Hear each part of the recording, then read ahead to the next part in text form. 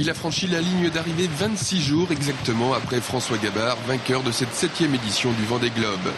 À bord de Team Plastic, Alessandro Di Benedetto n'a pas à rougir, loin s'en faut, de sa performance. Sur un bateau vieux de 15 ans qui connaissait déjà la route, il boucle son tour du monde en 104 jours, 2 heures et 34 minutes. Le skipper franco-italien qui se classe 11e et dernier avait pour seule ambition de terminer la course et de ramener le bateau à bon port, mission accomplie. Je suis vraiment content d'être là parce qu'on l'a fait. Avec Team Plastic et Didier Hélin, on l'a fait.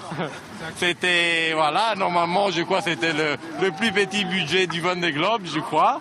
Et je suis vraiment content parce que une des choses plus importantes dans le Vendée Globe, pour moi, c'est de le terminer. Bien sûr, après, si on peut inscrire le podium, c'est pas que je crache dessus, mais si on peut s'inscrire dans le podium ou le gagner, c'est encore plus extraordinaire. Après une dernière nuit très éprouvante, Alessandro Di Benedetto a savouré son retour au port des Sables-d'Olonne.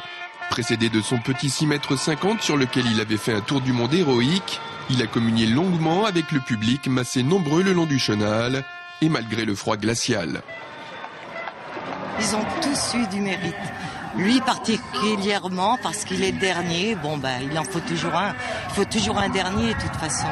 Mais regardez comme il est heureux, c'est formidable. J'admire sa performance et puis c'est tout. Et il a beaucoup de courage.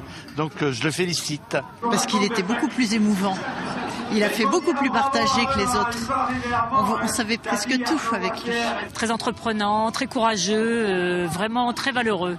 Il nous a appris des recettes de cuisine. Nous les femmes, c'était quand même très important. Je l'ai beaucoup suivi sur son aventure sur 6,50 m et je me suis dit qu'avec sa côte cassée, ce serait dommage s'il l'abandonnait.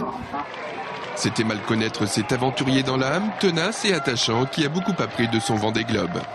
J'ai appris à résoudre des problèmes au point de vue informatique, de météo. Mais moi, je connaissais rien de routage avant. Mais du moment qu'on doit se router de soi-même, je l'ai découvert en navigation pendant le Vendée Globe. Ça, pour moi, c'est extraordinaire. Et aussi, plein d'autres choses. J'ai coupé des diodes et des ponts et des shunts pour faire marcher l'hydrogénérateur. J'aurais jamais imaginé de devoir le faire. Et là, il est à 50%, mais il marche.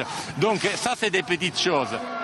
Alessandro Di Benedetto ferme donc avec brio le chapitre de ce 7e Vendée Globe. Un Alessandro ému, heureux et en pleine forme à son arrivée, qui ne s'en cache pas. Il aimerait pouvoir repartir en 2016, reconquérir les cœurs à travers un nouveau Vendée Globe.